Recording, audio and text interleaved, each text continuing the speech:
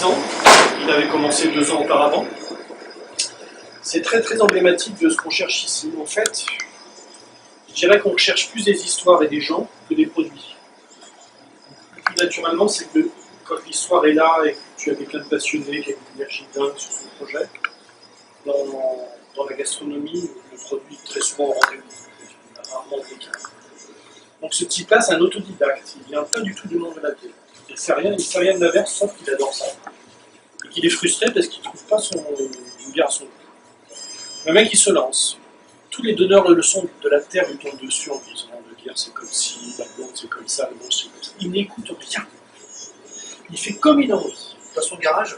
Dans son garage. Dans un taudis, je te raconte pas. Et puis, il démarre. Putain, il en va. Il n'arrive pas à l'avoir en rond. Il fait les marchés, les 3 cafés de Pont-d'Ain. Et puis, les années se passent. Il persévère, il continue, il va voir les autres, il est quand même très curieux. Donc, il a vraiment quand même une culture, entre guillemets, marketing assez innée. Et puis, putain, il lui faut 5 ans pour arriver à peu près à s'en sortir. La 6e année, il se paye pour la première fois. Putain, en milieu d'année, son entrepôt brûle. Tout par terre.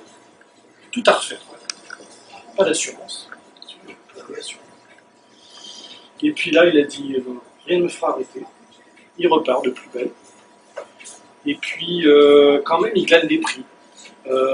Les Allemands le désignent meilleur brasseur français. Ouf, les Allemands, déjà une bière française, c'est que de la pisse. Et puis, après, médaille d'argent au concours agricole, médaille d'or, etc. Et puis, l'aboutissement, là, qui est une histoire absolument dingue, il envoie ses bières au plus grand concours international, donc on parle quand même du Festival de Cannes du cinéma, c'est ça. C'est le World Beer, 42 pays concours, 6000 bières, et il est dans la catégorie, déjà, il ne faut pas se tromper de catégorie. Il fait le bon choix, il se met dans la catégorie pale, qui sont des bières légères, blanches et blondes. C'est arrêté le... Ah non, donc bien là. Et donc, il envoie sa bière blonde et sa bière blanche. Et puis on lui dit, ben voilà, ça procède par étapes, il y a tellement de bières que ça dure pendant des mois, ça dure 3 mois. Il en entend plus parler, déjà il est hésitant, parce que les frais d'envoi, tout ça, c'est un problème de budget. La quantité de bière. Et puis quand même, on le rappelle, on lui dit, monsieur, quand même, vous êtes dans les 100 derniers. Et dans sa catégorie, il y avait 1100 bières. 100 derniers.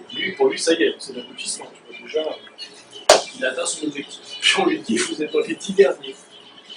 Et en fait, vous allez comprendre en la buvant, les jurys, et c'est finalement son idée de départ, c'est ça que je trouve très formidable, c'est que finalement, ce qu'il a fait qu'il est sorti premier à l'unanimité, c'est qu'il n'y a aucun repère. Tu n'as aucune référence, tu ne comprends rien à sa bière, ça s'écarte de tout ce que tu vois.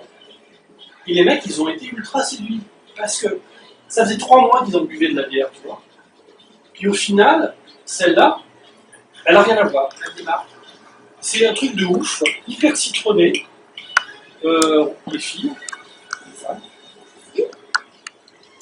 Alors d'ailleurs, je le précise que c'est une bière qui plaît énormément aux femmes, parce qu'elle n'a pas d'amertume et qu'elle est très très hors cadre.